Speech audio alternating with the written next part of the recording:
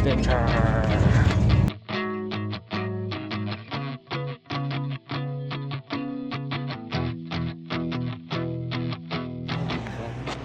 Live from Barangay Baganihan, Marilog, Davao City. Temperature, Freezing. you know what, I'm freezing. Now you're gone again. I'll take all your issues, you can have my friends. I don't miss seeing or miss you on my phone screen. Now I save the tissues that you bought me from a nosebleed. I don't think about you, but it's all sweet. Gone again. I'll take all your issues, you can have my friends. I don't miss seeing or miss you on my phone screen. Now I save the tissues that you bought me from a nosebleed. I don't think about you, but it's all sweet. Those summer days I don't miss your taste, but summer nights fall on my face. It's alcohol without all the chase. I get away without a heartbreak. You in the city, you're out of state. Chase you from out, but can't keep up pace. I left your backpack with your phone on the staircase.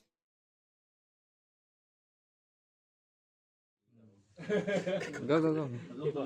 Hello, so we are here in Hayag Farms in Marilog District in Davao City with Engineer Kevin and Architect Jed to interview them for the professional practice now sa Art 157. Right. Of course, I'm Jed. I'm licensed architect. Graduated from UP Diliman. Huwag niyo na tanong yung year. Yeah, yan. And then 8 specialty is really resort and hospitality. So I used to do hotels. And then 2019 I resigned from Ayala Hotels and Resorts Corp and went into Bamboo Education. Yeah. I'm Kevin, civil engineer, graduated from Notre Dame and took my master's in Mapua in Manila.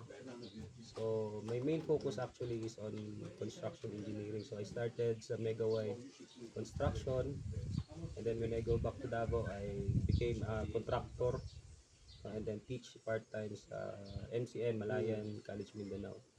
And then in 2021, I joined the Bamboo Bootcamp. And then, yun na yung sunod-sunod na nangyari.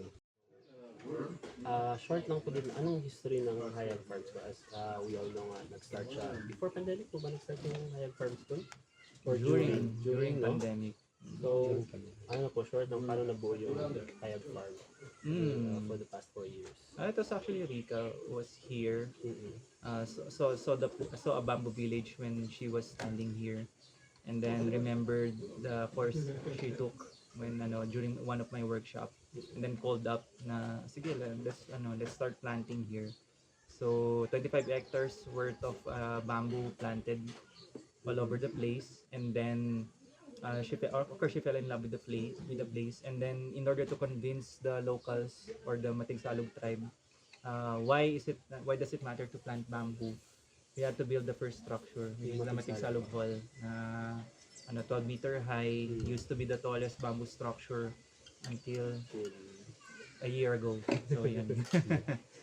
So, why bamboo po? Like, paano po kayo napunta sa bamboo? From resorts, paano kayo napadpad sa bamboo? When you're dealing with resorts, it's inevitable na you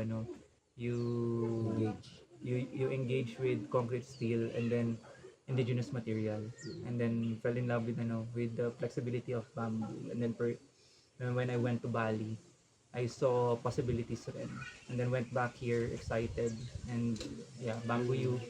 Pero what happened is I wanted to build pero wala tayong there's no manpower to do it, or the skill set is lacking. Kaya ganun. Kevin. Yeah. I started with bamboo in 2021. I joined the first bamboo bootcamp. Si Jed was the one who teach us. And then my reason to join is as a contractor kasi I wanted to explore bamboo also for my own ba. I want to make it as an additional material, not as an alternative at that time. So pero back then naisip ko na hindi lang pala pang construction, you can do almost anything, it's just that your creativity ang limitation. So I'm not only into the construction, but I'm also into propagation and farming sa bamboo. So that's why I'm into bamboo until today. And I think maybe till my lifetime Forever itong forever. So sa Hayag Farm School po in managing and training mga builders, what are some mga common na parang struggles building up the Struggles. workforce? Yeah. Or yung mga- First is resistance from the tribe or resistance from the local. So, nung una namin, ang daming, siyempre, hindi ka taga rito, bisita ka lang. Siyempre, yung may mga old locals na ano itong lugar na to, ganyan. So, kailangan may mga rules like yung employees nyo dapat dito sa amin galing. Pero siyempre, mahirap mag-build ng leadership pag wala ka pang skills, di ba? So eventually nag-employ kami ng labas, and then nangyari na inaaway yung mga tao namin kasi hindi yan taga rito, hindi yan pwedeng mag-astig-astigan dito. Yan, mga ganyan. I guess skill set. So if they're starting from scratch, you have to be very patient. So yung learning curve with bamboo, medyo matagal. So it took us 3 to 4 years, and then we brought 2 carpenters recently in Bali. Yeah. And then and then they were working on a structure side by side with Balinese craftsmen. So their level is already on par with the professionally, we call it integrity ba? What does it mean? What do you do when other people are not looking? So yan. So if there's no supervisor, no manager, if your people or your staff have integrity, no problem, may iwan-iwanin mo yan. But if not, ganun din. And same rin with mga students.